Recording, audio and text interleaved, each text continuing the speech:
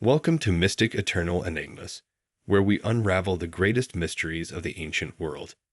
Dive in and explore the secrets that time has yet to reveal. Tonight, I'm excited to bring you a collection of brand new stories from people who have experienced what they believe to be paranormal encounters. Every story is told in the witness's own words, and you can find links to their original accounts in the description if you want to explore them further. These stories will take us around the globe, and I'm thrilled to share them with you. A big thank you to everyone who allowed me to share their stories. If you've had a paranormal experience and would like to share it, feel free to reach out. My email is in the description below. So, grab a warm drink, dim the lights, and get comfortable as we dive into the first eerie tale from Scotland. I don't usually believe in ghosts, especially when I hear someone on TV talking about them. But something happened to me when I was around 10 years old that I'd never been able to explain.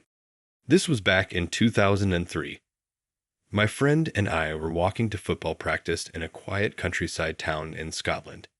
To save time, we always took a shortcut by the tennis courts, which are next to a grassy slope that acts as a seating area.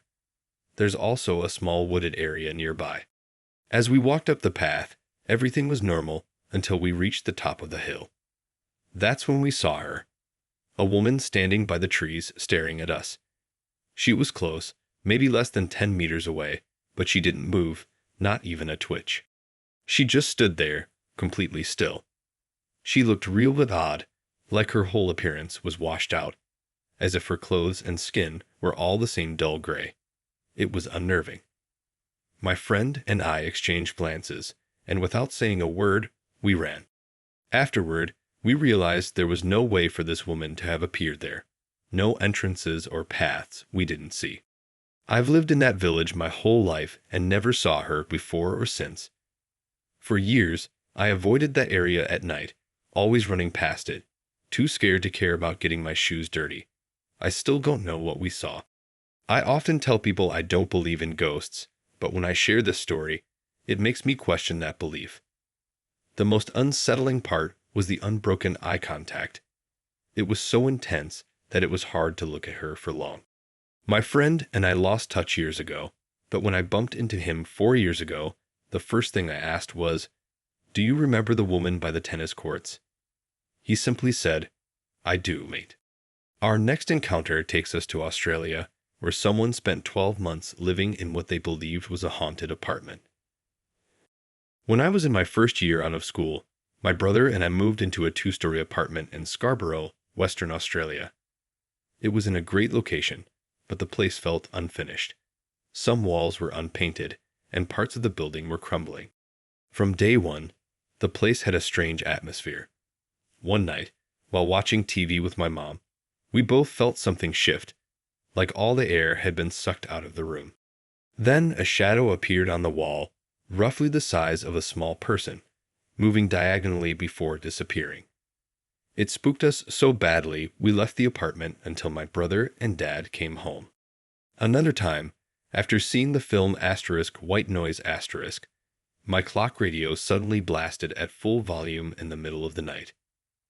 I couldn't turn it off, and when I finally did, I discovered the cord had been pulled from the wall and was lying under my bed. The incidents kept coming. One night, we heard what sounded like people playing table tennis in our garage, but when I got the courage to check, no one was there. My mom heard the same sounds at 3 a.m. and thought it was us, but we were all asleep. We couldn't explain any of it, but the eerie feeling in that apartment never went away. Next, we're heading to California for a brief but chilling story from someone's childhood. This experience happened in the early 2000s during my 2nd grade year. I had trouble fitting in at my new school, but one day I met a boy named Gabriel.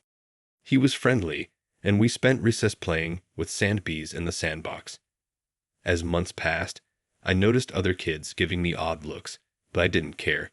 I finally had a friend. One day, I asked Gabriel his name, and he whispered, "Gabriel," telling me not to mention him to anyone. Shortly after, he disappeared, and I didn't see him again until the next school year. We resumed playing, but something strange happened when I was called to the principal's office.